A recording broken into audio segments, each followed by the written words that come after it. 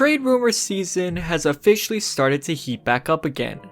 After the Nets traded for guard James Harden, it seems that the Boston Celtics may be the next trading piece in the league, going after center Nikola Vucevic of the Orlando Magic.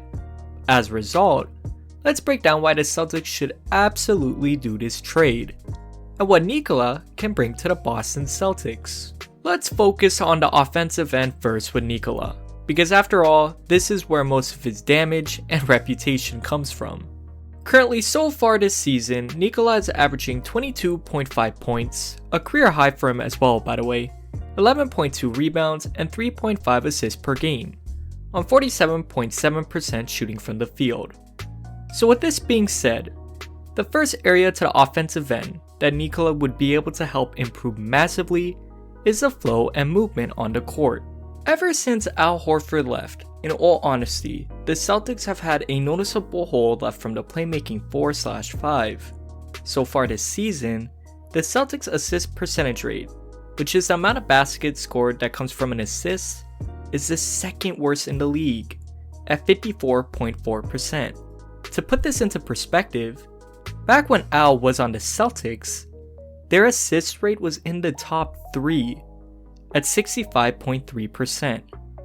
Horford's ability to find open teammates and make opposing teams focus on him as a playmaker is something that many centers in this league aren't able to do, and it helps to ease the pressure off many role players. Nikola Vucevic is honestly the closest thing that the Celtics can get in finding an elite playmaking center. Though not known to be a passer or ball handler, Nikola has quietly improved his passing and vision abilities over the past couple of seasons. In the 2018-2019 season, Nikola was averaging nearly 4 assists a night, similar to what Al Horford averaged for the Celtics. And after this season, he has stayed at a consistent 3 to 4 assists per game each season. And before anybody criticizes this as a low number, can we just remember that he's on the Orlando Magic? Orlando's second best player has been an inconsistent and streaky Aaron Gordon.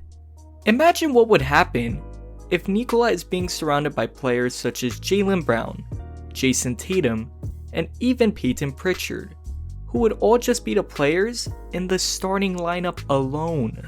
Nikola's ability to find an open teammate and create for others is going to help solve a problem that the Celtics have had for quite a while now.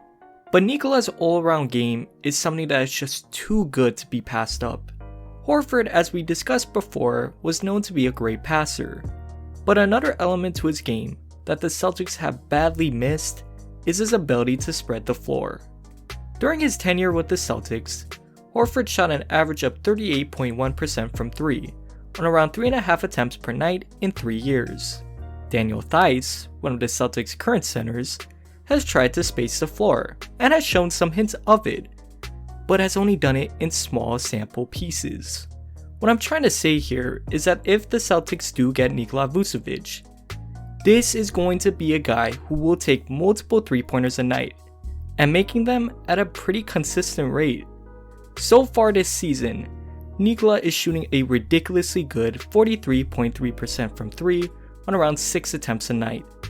Can you imagine this type of player on the Boston Celtics? If any team tried to hedge in towards the paint in order to contain an aggressive Jaylen Brown or Jason Tatum, they are going to have to pay, because Nikola is going to be waiting from the perimeter. And then in the same sequence, if opposing defenses start to pay more attention towards Nikola from 3, this just opens up more space for Tatum and Brown. But in the situation where Jaylen Brown or Jason Tatum goes off the court, Nikola can sustain the offense. This isn't something that the Celtics had last year, and it was just a massive problem. Last season, Tatum had the second biggest on-off court rating for the team. If Nikola were to be traded, his ability to spread the floor, do damage inside the paint, and grab second chance board and opportunities won't allow for Tatum or Brown's rest break to be badly exposed. Again, it's that all-around game that Nikola possesses that makes it truly hard for opposing teams to defend. But I can hear this statement already from some Celtic fans. He doesn't play that good of defense. and he would cost the Celtics a pretty penny to trade. To the first comment, I'll say this. Yes, Nikola isn't the best defender on the court. I mean, for his career, he has only had 3 seasons where he was able to average at least 1 block and 1 steal per game.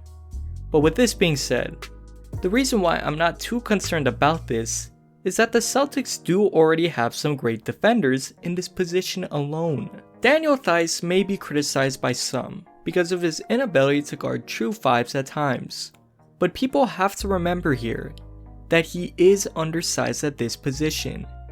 If he's played only around 15 to 25 minutes per game, his ability to change shots around the rim, grab rebounds, and playing good defense without giving up fouls will be the perfect solution. And then even a player maybe such as Robert Williams, though inconsistent and lacking playing time, he has shown small sample sizes of insane athleticism and rim protecting. But as for the other statement, Nikola most definitely will cost the Celtics some assets, considering that Nikola has at least 2 seasons more under contract after this year. The only way that the Celtics can get Nikola's asking price down by a little bit is if Nikola demands a trade only to Boston. But even in that situation, as shown through the James Harden trade, the Rockets still were able to get a pretty good haul, despite Harden trying to basically self-destruct his value. As a result, the Celtics are going to be in a situation where they'd have to trade multiple picks, some young guys, and maybe some win-now players as well. Kemba would be the preferred by many, but me personally, I don't see the Magic wanting him, when they already got the likes of Markelle Fultz and Cole Anthony in the same position. So this might be potentially a 3-team trade. But regardless of that, if the Celtics were truly serious about being able to win now, they finally need to make that move. His ability to space the floor, grab rebounds, and finish inside the paint should be seen in the light of an Al Horford, but only even better. Let me know what you guys think. Until next time, peace.